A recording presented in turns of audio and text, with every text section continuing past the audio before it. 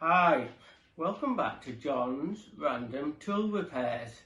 We're back with Michael.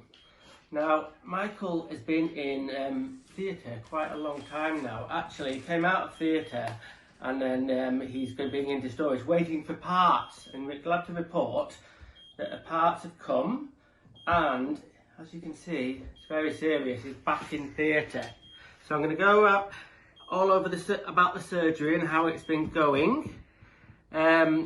Now then, Mr. Nagasaki, as I've talked about, the Japanese top Makita surgeon, he's actually flown back and he's left me in charge. So don't worry, I know what I'm doing.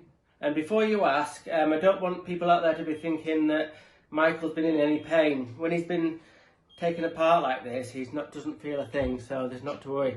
So the first thing we're going to talk about is the clamshell. So if you come in a little bit, as you can see, I've got pretty much all of that horrible glue off the body. It was a painstaking and very laborious thing. Right, to get all the fixotropic glue off here, the only way you could really do it was with like a blunt sort of knife and just pick it off. And I've got pretty much, I'd say, 99% of it off. So what else is wrong? On the butylene overmoulding, there's some damage there, but there's not a lot I can do with that. As you can see here, the rubber overmoulding, which helps you get a good grip of the tool, has come away from the actual tool. So there's one there, and there's a bit there that's... So how am I going to stick them back? Well, as you remember, this was covered in fixotropic glue and it was a nightmare to get off. So what I'm going to do is going to use fixotropic glue to stick these overmoulding bits back on. And as you can see, when it's back together, when he's back together, sorry, I think he'll be right as rain. Right, so let's talk about the rest of him. Okay, this bit here was the front housing where the motor goes in, and I've cleaned that up. I've cleaned as much as I can up on this. Now, Mr. Nagasaki said we should probably replace this bit, but I tried to keep Michael, I'm going to keep Michael as really as close to original as I can. So I've only got minimum new parts. So this is interesting. Come in a little bit. Where that clicks on there, I'll put it on now.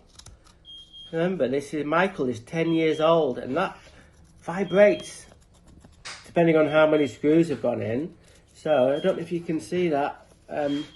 I'll point it there. The actual plastic against the aluminium, dust must have got in there, and it's actually worn it away. You'd have thought it'd wear the plastic away, but no, it's worn that away. So let's talk about the main motor. Michael's motor seems to be okay. There's a little bit of muck to get off there, and so that bit's okay. And the main thing that makes Michael work, and remember, he's an impact driver. He's actually drives screws in, but it actually hammers them in. And this is one of the main components that makes an impact driver work.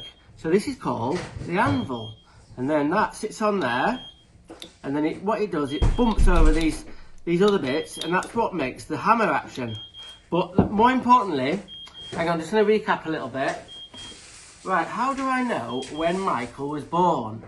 Well, it's actually printed on the inside. You won't be able to see it, but you'll have to take my word for it. The middle one, it says 10, and then it has an arrow pointing to the 12.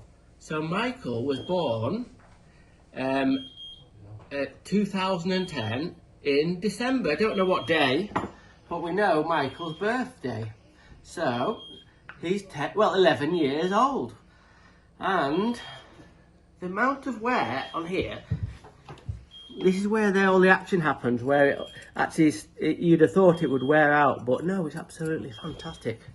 I've given everything a good clean up, and actually the switch mechanism seems to be okay.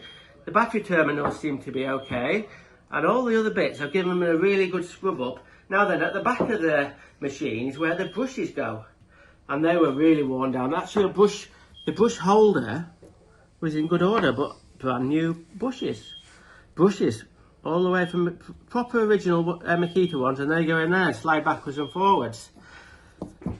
So, also, I've got this. I actually haven't given it back yet. I'm feeling a bit bad about it. But there might be some bit of an adjustment in some of the circuit boards in here. So this will be just the job for fixing all these little fiddly bits here. So I've got the amazing world's smallest Makita drill.